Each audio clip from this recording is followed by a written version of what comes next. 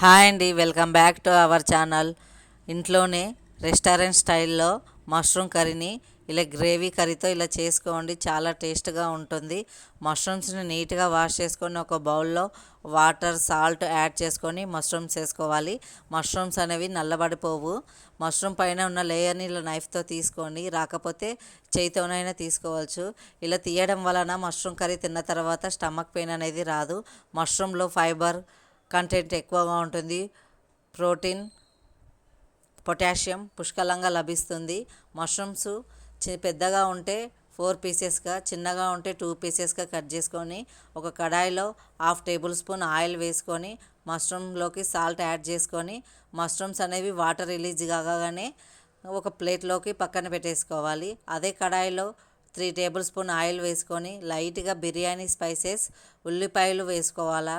3 ఉల్లిపాయలు. ఈ gravy curry కాబట్టి కొంచెం ఉల్లిపాయలు ఎక్కువనే పడతాయి. ఆ లోపల 3 టమాటాలు కట్ చేసుకొని మిక్సీ జార్లో 20 నిమిషాలు ముందర నానబెట్టుకున్న 20 కాజు వేసుకోవాలి. 1 ఇంచు అల్లం ముక్క వేసుకొని మెత్తని గ్రైండ్గా పేస్ట్ చేసుకోవాలి. ఆ లోపల ఆనియన్స్ అనేవి ఫ్రై అయిపోయినాయి. టమాటా ప్యూరీ వేసుకొని మూత పెట్టి ఒక 2 మినిట్స్ తర్వాత ఆయిల్ పైకి తేలుతుంది. 2 టేబుల్ స్పూన్ కారం, పసుపు, ధనియా పౌడర్, సాల్ట్ వేసుకొని బాగా కలిపి ఉడికించిన మష్రూమ్ని వాటర్తో సహా వేసుకోవాలి. మష్రూమ్కి మసాలా బాగా పట్టేందుకు కవర్ చేసి మూత పెట్టి ఒక 2 మినిట్స్ తర్వాత తగినన్ని వాటరే వేసుకోవాలి. మష్రూమ్ ఆల్రెడీ సగం ఉడికిపోయింది కాబట్టి తక్కువనే వేసుకోవాలి.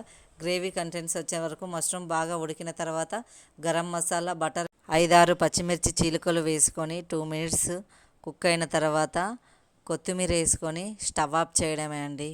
మష్రూమ్ గ్రేవీ కర్రీ చపాతీ, రోటీ, పుల్కా, బటర్ నాన్లోకి చాలా బాగుంటుంది. ఈ కర్రీ ట్రై చేయకపోతే ట్రై చేయండి. Thank you watching. Please subscribe my channel.